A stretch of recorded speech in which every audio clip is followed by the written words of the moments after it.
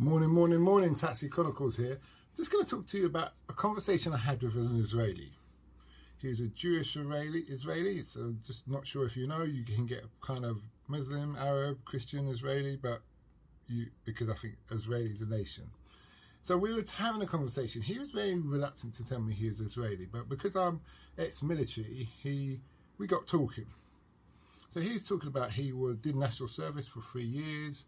And the problem is what he's talking about, what the Palestinians are doing. They've been bombing their children and chopping up their children and all these drastic things that actually made me curl. I thought, oh, that's really uncomfortable. So he kind of went into this kind of mini rant about the opposition. So I let him carry on, and then I asked him a question. I said, so what do you suppose to solve the problem? And he went back into the rant, so I let him rant on, and I said, I think you're missing the point. In England we have 300 different nations, different languages spoken. That's guarantee you we've got Israelis, we've got Jewish people, we've got all these different Muslims. I've seen in the park, Stamford Hill area, Orthodox Jews with strong Muslims, and both their kids are playing on a park side by side, no problem. So what is it that you can solve out there that we don't have the problem here? And he came along the lines of, well, how do I say this and say it in the right way, because my English is not that good, he said. I said, we've been talking for a good part of 20 minutes to half an hour.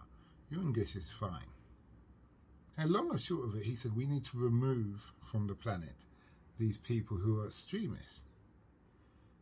So I said, well, that's not necessarily, I don't see how that's going to work, because they've got children, and if you kill people's children, parents, their children are usually going to get very upset and those kind of things.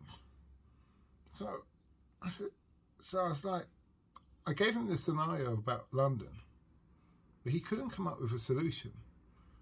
So he said, well, they need to learn to live like us. And I said, but you did take their land, remember, in 1947. He said, no, but that was a fight then. And that's just like a street fight. If you lose, that's it, you've lost. And I'm thinking, I don't know what kind of street fights he knows, because I always know that person usually comes back later on that evening with a bigger stick or a bigger weapon or whatever to get his revenge. What my question to you guys is, if you're Israeli, Jewish, Palestinian, or anything, how do you think the problem can be solved?